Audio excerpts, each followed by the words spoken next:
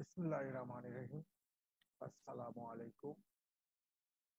সুপ্রিয় শিক্ষার্থীবৃন্দ, আশা করি তোমরা সবাই ভালো আছো, নিজ বাসায় অবস্থান করতেছো এবং সুস্থ আছো। সরকারের যে বিধিনিষেধ সেগুলো মেনে চলছে। করোনা ভাইরাসের প্রাদুর্ভাব আমাদের দেশে বেড়েই চলেছে। এই জন্য আমাদেরকে বেশি বেশি সতর্ক থাকতে হবে, সবসময় মাস্ক পরিধান করতে হবে এবং ঘন ঘন হাত ধৌত করতে হবে। নিজে ভালো থাকবো, দেশকে ভালো রাখবো, এই আশাই তোমাদের কাছে করি। আজকের অনলাইন ক্লাসে তোমাদের সবাইকে স্বাগতম। আজকের পাঠ উপস্থাপনায় আমি Mohammad Saidur Rahman, lecturer botany, Dhaka college.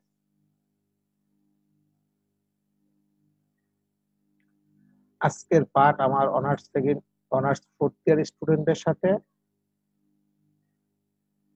আজকের পাঠ আমরা যে অংশ নিয়ে আলোচনা করব সেটা হবে data collection, presentation of data, variable, population of biostatistics.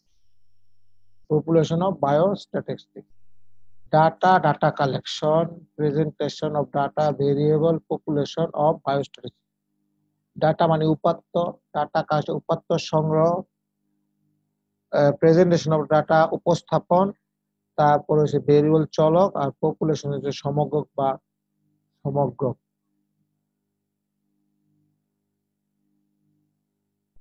এখন এটা হচ্ছে তোমাদের অধ্যায় 2 তে আছে। এই অধ্যায় 2 আজকে আমরা শুরু করব। গত ক্লাসে আমরা যে অংশটুকু শেষ করেছিলাম সেটা ছিল জীব পরিসংখ্যান কি, জীব পরিসংখ্যানের পরিধি, তারপর জীব পরিসংখ্যানের উদ্দেশ্য, তারপর জীব পরিসংখ্যানের গুরুত্ব এবং জীব পরিসংখ্যানের প্রয়োজনীয়তা এবং জীব পরিসংখ্যানের অপব্যবহার, এই অংশটি নিয়ে আলোচনা করেছিলাম। সেটা ছিল আমার অধ্যায় 1। আর আজকে আমার অধ্যায় 2 তে এই অংশটুকু আলোচনা করবো, সেটা হলো data collection, presentation of data, variable, population of biostatistics. যদি এই অধ্যায়টির সামারিটা দেখি, উপাত্ত সংগ্রহ, উপাত্ত উপস্থাপন, চলক এবং সমগ্র, এই অংশটি নিয়ে আমরা আজকে আলোচনা করব। এই অধ্যায়ের মধ্যে উপাত্ত বা এই অধ্যায় আলোচ্য বিষয় সমূহের মধ্যে যেগুলো পাবো আমরা, উপাত্ত বা তথ্য কি, প্রাথমিক এবং মাধ্যমিক উপাত্তের মধ্যে পার্থক্য, উপাত্ত উপস্থাপনের বিভিন্ন পদ্ধতি, উপাত্ত উপস্থাপনের প্রয়োজনীয়তা ও কারণ, চলকের সংজ্ঞা, চলকের প্রকারভেদ, পপুলেশন বা পূর্ণ বা সমগ্র বা তথ্য বিশ্ব, সমগ্রের প্রকারভেদ, এই অংশটি নিয়ে আজকের ক্লাসটা আমরা শেষ করতে চেষ্টা করব। চলো আমরা মূল পাঠে চলে যাই। উপাত্ত বা তথ্য বা ডাটা বলতে সাধারণত আমরা সহজ ভাষায় যে জিনিসটা বুঝি, কোনো বিষয়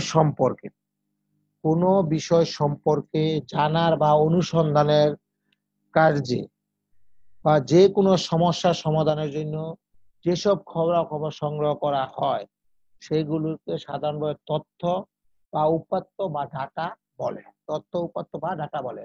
বা কি বললাম, কোনো বিষয় সম্পর্কে জানার বা অনুসন্ধান কার্যের জন্য, যে কোনো সমস্যা সমাধানের জন্য যেসব খবরাখবর সংগ্রহ করা হয় সেগুলোকে সাধারণভাবে তথ্য বা উপাত্ত বা ডাটা বলা হয়। তথ্য বা উপাত্ত বা ডাটা বলা হয়।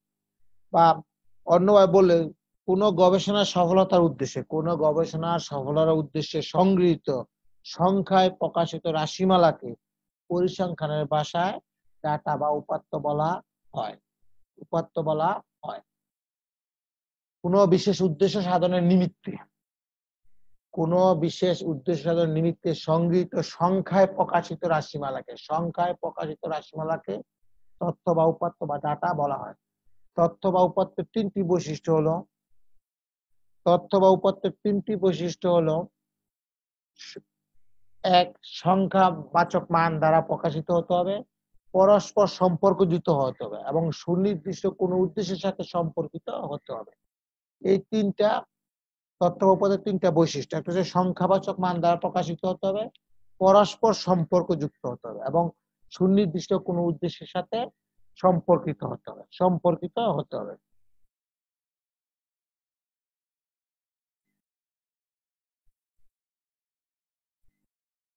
যে কোনো পরিকল্পনা বাস্তবায়নের জন্য তথ্য বা উপাত্ত সংগ্রহ করা হলে গবেষণার প্রথম পদক্ষেপ। যে কোনো পরিকল্পনা বাস্তবায়নের জন্য তথ্য বা উপাত্ত সংগ্রহ করা গবেষণার প্রথম পদক্ষেপ। তথ্যের উৎসের উপর নির্ভর করে তথ্যকে দুটি ভাগে ভাগ করা হয়। একটা হলো প্রাথমিক তথ্য, আর একটা হচ্ছে মাধ্যমিক তথ্য। একটা হচ্ছে প্রাথমিক তথ্য, আর একটা হচ্ছে মাধ্যমিক তথ্য। প্রাথমিক তথ্য এবং মাধ্যমিক তথ্য। এখন দেখো, এই যে আমরা যে কথাটা বললাম, এই উপাত্ত শ্রেণী বা উপাত্তের উৎস যদি আমরা একটু ডিটেলস আকারে বলি, পারিসংখ্যানিক তথ্য উপাত্ত প্রধানত দুই ভাগে ভাগ করা হয়। একটা হচ্ছে অভ্যন্তরীণ উপাত্ত, আর একটা হচ্ছে বাহ্যিক উপাত্ত। অভ্যন্তরীণ হচ্ছে ভিতর, আর বাহ্যিক হচ্ছে বাহির।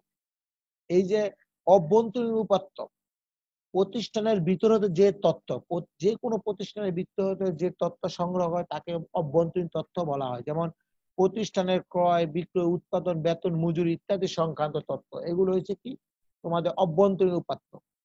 আর বাহ্যিক উপাত্ত হচ্ছে প্রতিষ্ঠানের পরিচালনায় নীতি নির্ধারণ ও ব্যবহারের জন্য বাহ্যিক পরিবেশ হতে যে উপাত্ত সংগ্রহ করা হয় তাকে বাহ্যিক উপাত্ত বলা হয়। যেমন কাঁচামালের উৎস, শস্যের ফলন, বাজারের অবস্থা ইত্যাদি সম্পর্কিত উপাত্তের সাথে সংশ্লিষ্ট বাহ্যিক উপাদান। বাহ্যিক উপাত্তকে আবার দুই ভাগে ভাগ করা হয়। সেটা একটা হলো প্রাথমিক তথ্য, আর একটা হচ্ছে মাধ্যমিক তথ্য। বাহ্যিক উপাত্তকে দুই ভাগে, একটা প্রাথমিক তথ্য, একটা মাধ্যমিক তথ্য। উপরে উল্লেখিত তথ্য সম্পর্কে নিম্ন আলোচনা করলো। প্রাথমিক তথ্য, যে সকল তথ্য মৌলিক অনুসন্ধানের মাধ্যমে, যে সকল তথ্য মৌলিক অনুসন্ধানের মাধ্যমে বা সরাসরি পর্যবেক্ষণ করে মূল উৎস হতে সংগ্রহ করে রেকর্ড করা হয় তাকে আমরা বলতে পারি প্রাথমিক তথ্য। আবার তথ্য সংগ্রহ করার পর যদি তাতে কোনরূপ গাণিতিক প্রয়োগ না করে সরাসরি উপস্থাপন করা হয় তাকেও প্রাথমিক তথ্য বলা হয়। প্রাথমিক উপাত্তকে আবার মৌলিক উপাত্ত বলা হয়। প্রাথমিক উপাত্তকে আবার কি মৌলিক উপাত্ত বলা হয়। মাধ্যমিক উপাত্ত বলতে আমরা সাধারণত বুঝি যে সকল তথ্য পরোক্ষ উৎস থেকে সংগ্রহ করা, এবং অর্থাৎ কোনো প্রতিষ্ঠান কর্তৃক বা কোনো মধ্যবর্তী কোনো সংগঠনের মাধ্যমে তথ্য সংগ্রহ করা হয় বা কোনো প্রাথমিক তথ্যতে পুনরায় তথ্য সংগ্রহ করা হয় তাকে মাধ্যমিক তথ্য বলা হয়। যদি একটু এক প্রতিষ্ঠান কর্তৃক সংগৃহীত উপাত্ত বা তথ্যকে অপর প্রতিষ্ঠান তার কাজে ব্যবহার করলে তাকে মাধ্যমিক উপাত্ত বলে। যেমন বাংলাদেশ পরিসংখ্যান ব্যুরো কর্তৃক প্রকাশিত উপাত্ত অন্য কোনো প্রতিষ্ঠান ব্যবহার করলে তাকে বলা হবে মাধ্যমিক উপাত্ত। ক্লিয়ার? এই যে উপাত্তকে আমরা প্রথম কি করলাম, দুইটা শ্রেণীতে ভাগ করলাম। সেটাকে একটা হচ্ছে অভ্যন্তরীণ উপাত্ত, একটা বাহ্যিক উপাত্ত। বাহ্যিক উপাত্তকে আবার দুই ভাগে ভাগ করলাম, একটা প্রাথমিক উপাত্ত, একটা হচ্ছে মাধ্যমিক উপাত্ত। এখন দেখো, প্রাথমিক এবং মাধ্যমিক উপাত্তের মধ্যে পার্থক্য গুলা দেখি আমরা। সংজ্ঞার ক্ষেত্রে যে পার্থক্য, কোনো কাজ করার জন্য মৌলিকভাবে যে তথ্য সংগ্রহ করা হয় তাকে বলতে আমরা প্রাথমিক উপাত্ত বা ডাটা। আবার পূর্বে সংগৃহীত তথ্যকে কাজে লাগিয়ে কোনো কাজ করা, করাকে তাকে বলতে মাধ্যমিক তথ্য। যেমন আমরা একটু উদাহরণ হিসেবে দেখবেন কি, বাংলাদেশের পরিসংখ্যান ব্যুরোর কর্তৃক প্রকাশিত উপাত্ত অন্য কোনো প্রতিষ্ঠান ব্যবহার করলে তাকে আমরা কি মাধ্যমিক তথ্য বলতে। উৎস সরাসরি মাঠ থেকে তথ্য সংগ্রহ করা হয়, আর পূর্বে সংগৃহীত তথ্য থেকে মাধ্যমিক তথ্য সংগ্রহ করা হয়। উৎসটা তথ্যের পর এটি প্রথম পর্যায়ের তথ্য, এটি দ্বিতীয় বা তৃতীয় পর্যায়ের তথ্য। প্রাথমিক তথ্য প্রথম পর্যায়ের তথ্য। সময় ব্যয়, এই তথ্য সংগ্রহে অধিক সময় ব্যয় করতে হয়। এই তথ্য সংগ্রহের জন্য কি অধিক সময় ব্যয় করতে হয়। আর এই তথ্য সংগ্রহে অনেক সময় কম সময় ব্যয় করতে হয়, অর্থ ব্যয়। এই তথ্য সংগ্রহে অধিক অর্থের প্রয়োজন হয়, এই তথ্য সংগ্রহের জন্য কম অর্থের প্রয়োজন হয়। লোকবল, প্রাথমিক তথ্য সংগ্রহে অনেক লোকবলের প্রয়োজন হয়। মাধ্যমিক তথ্য সংগ্রহের জন্য কম লোকবলের প্রয়োজন হয়। নির্ভরশীলতা, এটি নির্ভরযোগ্যতা বেশি, এটি নির্ভরযোগ্যতা কম। পক্ষপাতদুষ্য, এটি ব্যক্তিগত বা পক্ষপাত দ্বারা প্রভাবিত। এটি ব্যক্তিগত পক্ষপাত দ্বারা প্রভাবিত, একটি ব্যক্তিগত পক্ষপাত দ্বারা প্রভাবিত হয় না। এটি ব্যক্তিগত পক্ষপাত দ্বারা প্রভাবিত হয় না। এই গেল মাধ্যমিক তথ্য এবং প্রাথমিক তথ্যের মধ্যে পার্থক্য। এখন আসো উপাত্ত সংগ্রহ। বিভিন্ন উপায়ে উপাত্ত সংগ্রহ নিচে প্রাথমিক ও মাধ্যমিক উপাত্ত সংগ্রহ বর্ণনা করা হলো।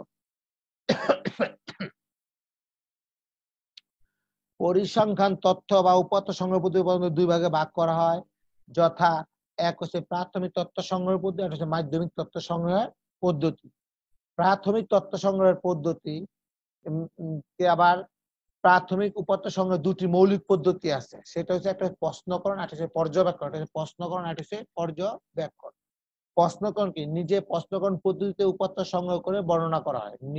নিচে প্রশ্নকরণ পদ্ধতিতে উপাত্ত সংগ্রহ বর্ণনা করা হয়, যেমন টেলিফোনের মাধ্যমে, তারপরে সরাসরি টেলিফোনের মাধ্যমে, সরাসরি ব্যক্তিগত অনুসন্ধানের মাধ্যমে, পরোক্ষ মৌখিক অনুসন্ধানের মাধ্যমে, সংগ্রহকারীর মাধ্যমে অনুসন্ধানের, ডাকযোগে প্রশ্নোত্তরের মাধ্যমে, তারপরে স্থানীয় সংবাদ সংস্থার মাধ্যমে। এই পদ্ধতিতে কি করা হয়? এই আমরা যে বললাম প্রাথমিক উপাত্ত সংগ্রহ পদ্ধতিগুলা, এই পদ্ধতিতে সংগ্রহ করা হয়। যদি আমরা টেলিফোনের মাধ্যমে, এই পদ্ধতি টেলিফোন সেবার প্রসারতার উপর নির্ভর করে। প্রশ্নকর্তা সরাসরি প্রশ্ন করে থাকেন এবং তাৎক্ষণিক প্রশ্নের উত্তর পেয়ে যান। আর প্রশ্নমালার মাধ্যমে অনুসন্ধান, এই ক্ষেত্রে অনুসন্ধানকারী একটি নির্দিষ্ট প্রশ্নমালা প্রণয়ন করে থাকেন। এই ক্ষেত্রে নির্দিষ্ট প্রশ্নমালা সহ প্রশ্নকারী অনুসন্ধান এলাকায় হাজির হয় এবং প্রশ্ন জিজ্ঞাসা করে উত্তর পেয়ে থাকেন।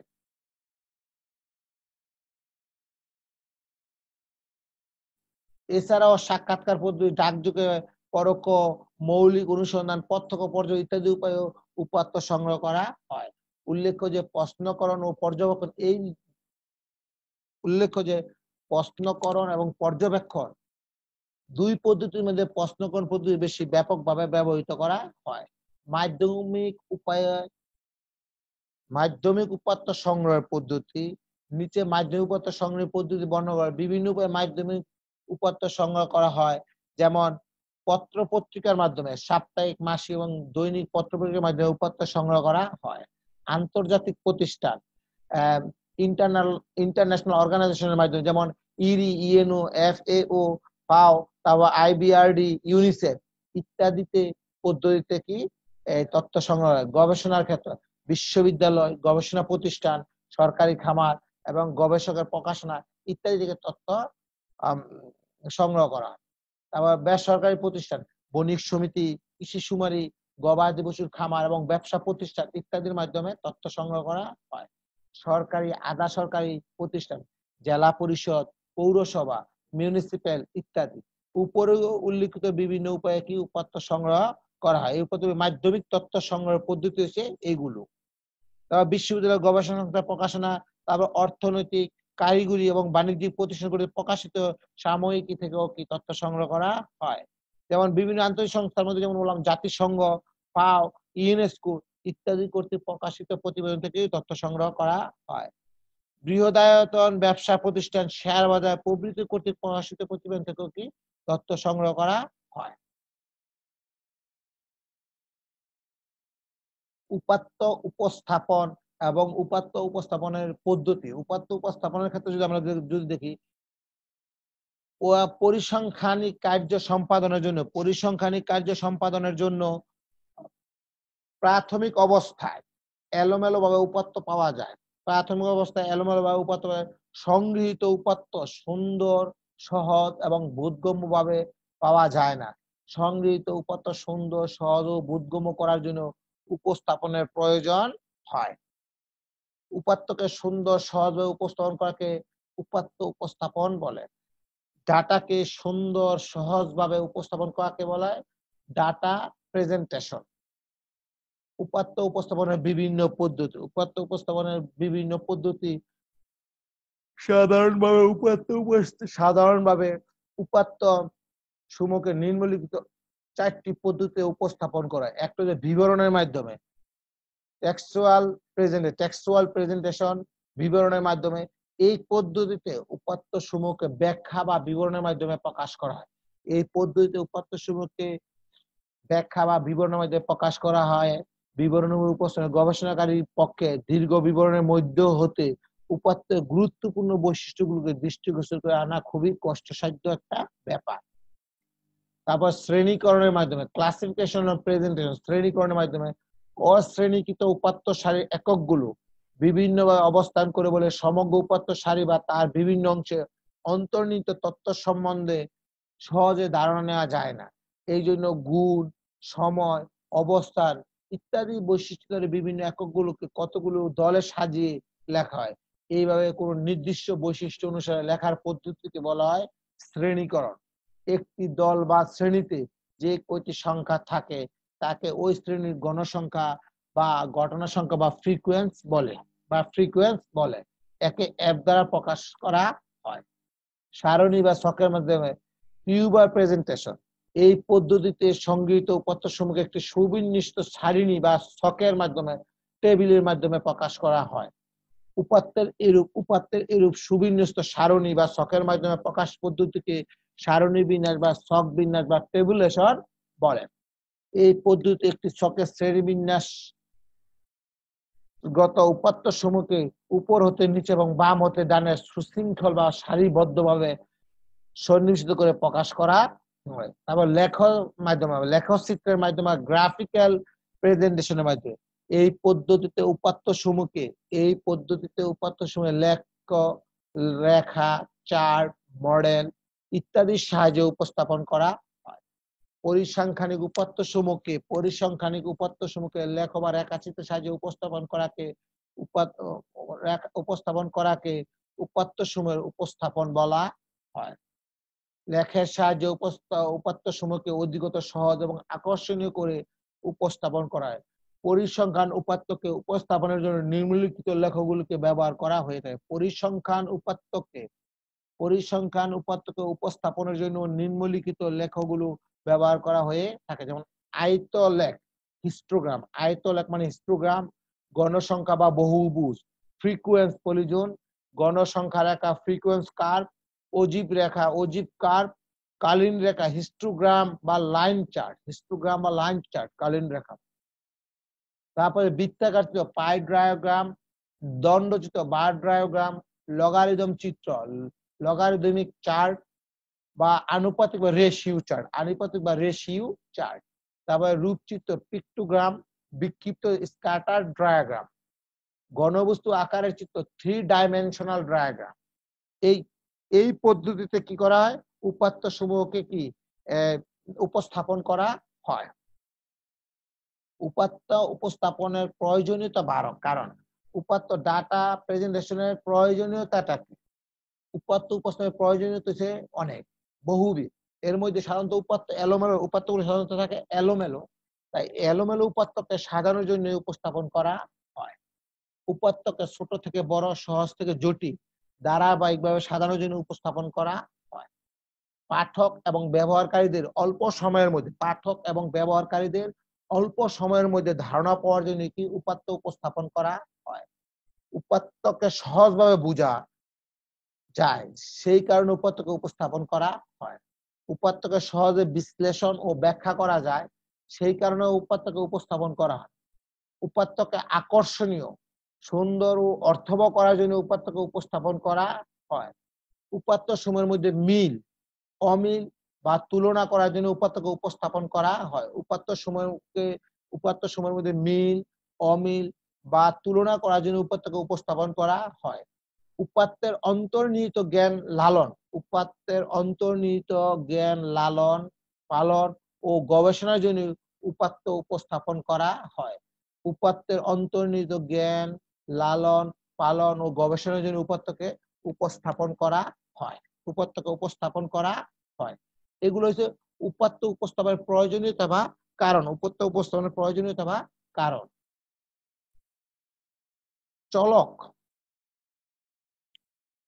চলক বলতে সাধারণত আমরা যে জিনিসটা বুঝি, চলকের সংজ্ঞার ক্ষেত্রে যে জিনিসটা বুঝি, পরিবর্তনশীল এই পৃথিবী বিভিন্ন গোষ্ঠীর এককের দিক লক্ষ্য করলে দেখা যায় তাদের বৈশিষ্ট্যের মধ্যে সামান্য হলেও পার্থক্য বা ভিন্নতা দেখা যায়। এরূপ ভিন্নতা প্রদর্শনকারী যে সকল বৈশিষ্ট্যের সংখ্যায় পরিমাপ করা যায় তাকেই বলা হয় চলক। যেমন প্রাণী জগতে মাছের দৈর্ঘ্য, উচ্চতা, ওজন, বর্ণ, উৎপাদন ইত্যাদি বৈশিষ্ট্যে ভিন্নতা দেখা যায়। তাই বৈশিষ্ট্যগুলো প্রত্যেকটি এক একটি চলক। তো চলকের সংজ্ঞার ক্ষেত্রে আমরা যে জিনিসটা জানলাম, পরিবর্তনশীল এই পৃথিবীতে বিভিন্ন গোষ্ঠী এককের দিকে লক্ষ্য করে দেখা যায় তাদের বৈশিষ্ট্যের মধ্যে সামান্য কি হলেও কি পার্থক্য বা ভিন্নতা দেখা যায়। এইরূপ ভিন্নতা প্রদর্শনকারী যে সকল বৈশিষ্ট্যকে সংখ্যায় পরিমাপ করা হয় তাকে বলতেছি আমরা চলক। উদাহরণ হিসেবে যেমন প্রাণী জগতের মাছের দৈর্ঘ্যের ক্ষেত্রে, উচ্চতার ক্ষেত্রে, তারপর ওজনের ক্ষেত্রে, বর্ণের ক্ষেত্রে, উৎপাদনের ক্ষেত্রে ইত্যাদি বৈশিষ্ট্য কি ভিন্নতা দেখা যায়। তাই বৈশিষ্ট্যগুলোর প্রত্যেকটি হচ্ছে এক একটি চলক। চলকের প্রকারভেদ, চলকের মান সাধারণত হচ্ছে পরিবর্তনশীল। চলকের মান সাধারণত হচ্ছে পরিবর্তনশীল। একটি নির্দিষ্ট বৈশিষ্ট্য সম্পন্ন তথ্যের এককগুলোর মান বিভিন্ন এককে বিভিন্ন রকমের হয়। চলকের কোনো এককের মান একটি নির্দিষ্ট সংখ্যা হয়, আবার কোনো এককের মান ভগ্নাংশ বা কোনো সীমার আওতাধীন হয়ে থাকে। এই ধরনের বৈশিষ্ট্যের ভিত্তিতে চলককে প্রধানত দুইটি ভাগে ভাগ করা হয়। একটা হচ্ছে বিরত চলক বা বিচ্ছিন্ন চলক বা ডিসকন্টিনিউয়াস ভেরিয়েবল বিচ্ছিন্ন চলক, আর অবিরত চলক বা অবিচ্ছিন্ন চলক কন্টিনিউয়াস ভেরিয়েবল। উপরের চলকের বৈশিষ্ট্য নির্বাচন হলে বিরত চলক বা ডিসকন্টিনিউয়াস ভেরিয়েবল বা বিচ্ছিন্ন চলক। যে চলকের মান সবসময় একটি পূর্ণ সংখ্যা হবে, যে চলকের মান সবসময় একটি পূর্ণ সংখ্যা হবে বা যে চলক একটি পূর্ণ সংখ্যা দ্বারা প্রকাশ করা হয় তাকে আমরা বিরত চলক বা বিচ্ছিন্ন চলক বলে থাকি বা ডিসকন্টিনিউয়াস ভেরিয়েবল বলে থাকি। যেমন কোন ছাত্রাবাসের ছাত্র সংখ্যা, কোন পরিবারের শিশুর সংখ্যা ইত্যাদি, কোন ছাত্রাবাসের ছাত্রের সংখ্যা বা কোন পরিবারের শিশু সংখ্যা ইত্যাদি, এই সংখ্যাগুলো কেবল পূর্ণ সংখ্যা, যেমন 1, 2, 3 এরকম পূর্ণ সংখ্যা হতে পারে। অবিরত চলক বা অবিচ্ছিন্ন চলক বা কন্টিনিউয়াস ভেরিয়েবল কোন নির্দিষ্ট সংখ্যা দ্বারা প্রকাশ করা, কোন নির্দিষ্ট সংখ্যা দ্বারা প্রকাশ না করে চলকের মানকে যদি কোনো সীমার আওতাধীন মান দ্বারা প্রকাশ করা হয় তখন তাকে অবিরত চলক বা অবিচ্ছিন্ন চলক বলে। অবিরত চলকের মান ভগ্নাংশ বা পূর্ণ সংখ্যা হতে পারে।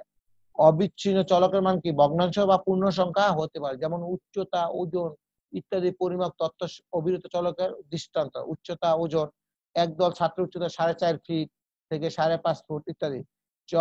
সম্পর্কের বিচারে চলক আবার দুই প্রকার, যেটা হচ্ছে নির্ভরশীল চলক আর একটা হচ্ছে অনির্ভরশীল চলক। এটা হচ্ছে সম্পর্কের বিচারে আবার দুই প্রকার, নির্ভরশীল চলক আর হচ্ছে অনির্ভরশীল চলক। নির্ভরশীল চলক কাদের বলতে, কোন চলকের মান অন্য চলকের মানের উপর নির্ভর করে। কোন চলকের মান যদি অন্য চলকের উপর নির্ভর করে তাকে বলতেছি আমরা নির্ভরশীল চলক বা অধীন চলক। যেমন চাহিদার পরিবর্তন ঘটলে মূল্যের পরিবর্তন ঘটে, এটা হচ্ছে নির্ভরশীল চলক। এখানে দ্রব্য মূল্য হচ্ছে নির্ভরশীল চলক, কারণ চাহিদার মান যদি দ্রব্য মূল্যের পরিবর্তন ঘটে, মূল্যের পরিবর্তন ঘটে, এই জায়গায় কি দ্রব্য মূল্য হচ্ছে নির্ভরশীল চলক। আর অনির্ভরশীল চলক হচ্ছে কোন চলকের মান অন্য চলকের মানের উপর নির্ভর করে না, তাকে অনির্ভরশীল চলক বলে বা স্বাধীন চলক বলে। যেমন উপরের উদাহরণ চাহিদা স্বাধীন চলক, উপরের উদাহরণ চাহিদা স্বাধীন চলক।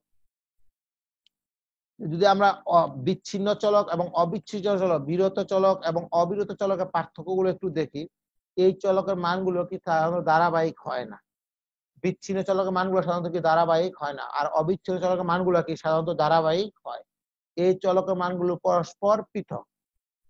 বিরত চলকের মান আর বিচ্ছিন্ন চলকের মানগুলো পরস্পর পৃথক, আর এই চলকের মানগুলো পরস্পর সম্পর্ক যুক্ত। অবিরত চলক বা অবিচ্ছিন্ন চলকের মানগুলো পরস্পর সম্পর্কযুক্ত। বিরত চলকের মানগুলো কোনো পরিসীমার মধ্যে আবদ্ধ থাকে না। বিরত চলকের মানগুলো কোনো পরিসীমার মধ্যে আবদ্ধ থাকে না। অবিরত চলকের মানগুলো নির্দিষ্ট পরিসীমার মধ্যে আবদ্ধ থাকে। একটা উদাহরণ দেওয়া আছে, উদাহরণটা একটু খেয়াল করলে দেখতে পারবা। F1 ফ্রিকোয়েন্সি আর শ্রেণী আছে মধ্যমান।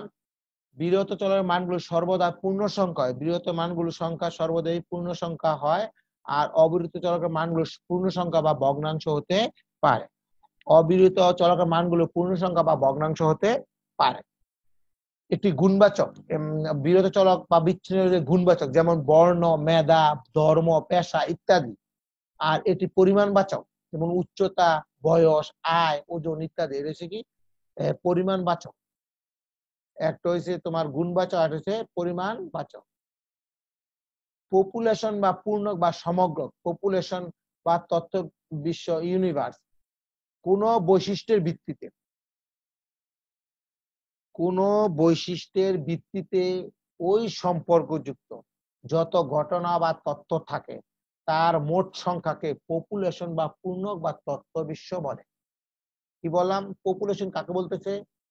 কোন বৈশিষ্ট্যের ভিত্তিতে ওই সম্পর্কযুক্ত যত ঘটনা বা তথ্য থাকে তার মোট সংখ্যাকে পপুলেশন বা পূর্ণক বা তথ্য বিশ্ব বলে। যেমন এডওয়ার্ড কলেজের প্রাণীবিজ্ঞান বিভাগের ৪র্থ বর্ষ সম্মান শ্রেণীর মোট ১০০ জন ছাত্র আছে, তাহলে ওই শ্রেণীর পপুলেশন হবে ১০০।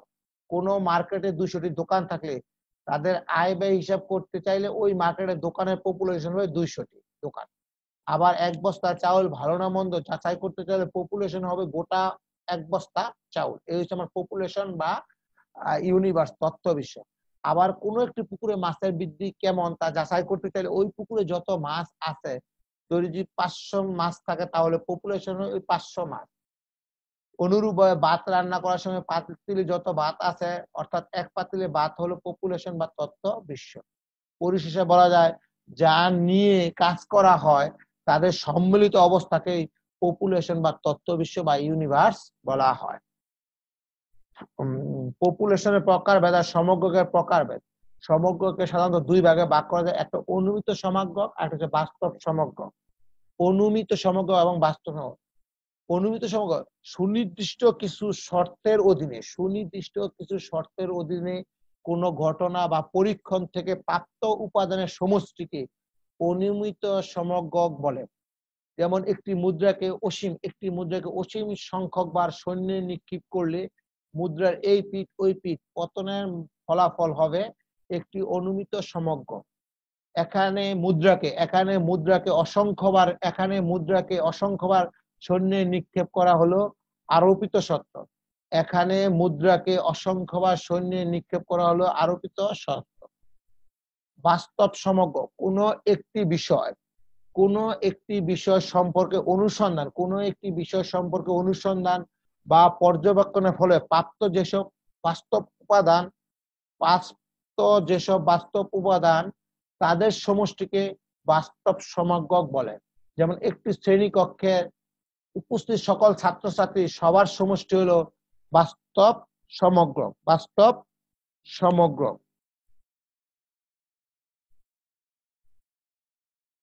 বাস্তব সমগ্রকে আবার দুই ভাগে ভাগ করা হয়, একটা সসীম সমগ্র আর অসীম সমগ্র। সসীম সমগ্র এবং অসীম সমগ্র। সসীম বলতে সাধারণত যে সমগ্রকের আয়তন গণনা সীমার মধ্যে থাকে তাকে বলতে সসীম সমগ্র। যে সমগ্রের আয়তন গণনার সীমার মধ্যে থাকে তাকে বলতে আমরা সসীম সমগ্র। যেমন একটি পুকুরে রুই মাছের সংখ্যা, এডওয়ার্ড কলেজ ছাত্রছাত্রীর সংখ্যা ইত্যাদি, এগুলো কি গণনার মাধ্যমে আছে।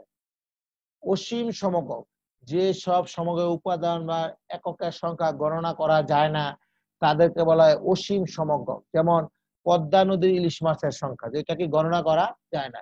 একটি বনের অণুজীবের সংখ্যা ইত্যাদি, এগুলো হচ্ছে অসীম সমগ্র। প্রিয় শিক্ষার্থীবৃন্দ, আজকে আমাদের ক্লাসটা এই পর্যন্তই। আমরা এই জায়গায় যে জিনিসটা আলোচনা করলাম, ডাটা কাকে বলে। ডাটা আমাদের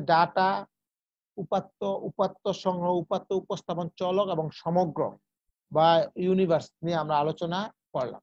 আজকে আমরা জানলাম ডাটা হচ্ছে কোনো বিশেষ উদ্দেশ্য সাধনের জন্য সংগৃহীত সংখ্যায় প্রকাশিত রাশিমালাকে ডাটা বা উপাত্ত বলা হয়।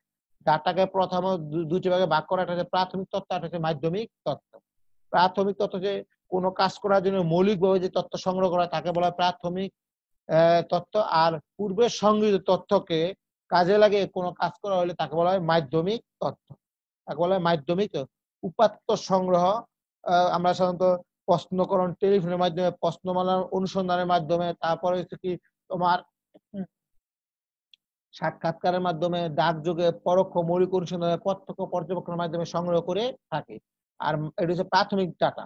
আর মাধ্যমিক দাঁত উপাত্তের সংগ্রহ পদ্ধতি পত্র পত্রিকার মাধ্যমে, আন্তর্জাতিক প্রতিষ্ঠানের মাধ্যমে, তারপরে গবেষণার ক্ষেত্রে, তারপরে বেসরকারি প্রতিষ্ঠানের ক্ষেত্রে, তারপরে সরকারি এবং আধা সরকারি প্রতিষ্ঠানের মাধ্যমে তথ্য সংগ্রহ করে থাকি, মাধ্যমিক ডাটা সংগ্রহ করে থাকি।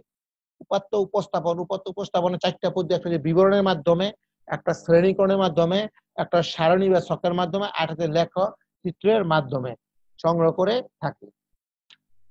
তারপরে ওদের যে প্রয়োজনীয়তা মূলত প্রয়োজনীয়তা হচ্ছে ডাটা এলোমেলো অবস্থা থাকে, এগুলো সুশৃঙ্খল ভাবে সাজিয়ে ছোট থেকে বড়, সহজ থেকে সরল ভাবে উপস্থাপন করা হয়, ধারাবাহিকতা ভাবে উপস্থাপন করা, এই জন্য এর প্রয়োজনীয়তা আছে। তারপর উপত্যকে ডাটাকে আকর্ষণীয়, সুন্দর এবং সাবলীল করে তোলার জন্য কি উপস্থাপনের প্রয়োজন আছে। উপাত্ত অন্তর্নিহিত জ্ঞান লালন পালন এবং গবেষণা উপাত্ত সংগ্রহ করা বা উপস্থাপন করা দরকার। উপাত্ত সম্বন্ধে মিল অমিল তুলনা জন্য উপাত্তকে উপস্থাপন করা হয়।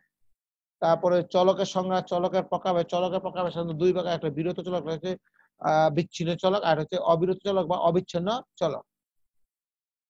তারপরে হচ্ছে তোমাদের এই সম্পর্কের বিষয় বা 2 ভাগ, একটা নির্ভরশীল চলক আর হচ্ছে অনির্ভরশীল চলক, নির্ভরশীল চলক এবং অনির্ভরশীল চলক। তারপর পপুলেশন বা সমগ্র বা তথ্য বিষয়, সমগ্র আবার 2 ভাগে ভাগ করা যায়, একটা অনুমিত সমগ্র আর হচ্ছে বাস্তব সমগ্র, অনুমিত সমগ্র আর হচ্ছে বাস্তব সমগ্র। তারপরে আবার এই বাস্তব সমগ্র আবার 2 ভাগে ভাগ করতে, একটা হচ্ছে অসীম আর সসীম সমগ্র, আর হচ্ছে অসীম সমগ্র। যে সমগ্রের আয়তন গণনা সীমার মধ্যে তাকে বলতে আমরা সসীম, আর যে সমগ্র উপাদান বা একক সংখ্যা গণনা করা যায় না তাদেরকে বলতে সসীম সমগ্র। উদাহরণ হিসেবে বলতে পদ্মা নদী ইলিশ মাছের সংখ্যা বা একটি বনের অনুজীবের সংখ্যা ইত্যাদি। প্রিয় শিক্ষার্থী, আজকে তোমাদের ক্লাসটা এই পর্যন্তই। তোমাদের সবাইকে ধন্যবাদ। তোমরা ভালো থাকবে, অনলাইন ক্লাসে সবসময় যোগদান করবে এবং বাসায় পাঠদান করবে, এই কামনা করে আজকের মতন বিদায় নিচ্ছি। তোমরা ভালো থাকো, সুস্থ থাকো।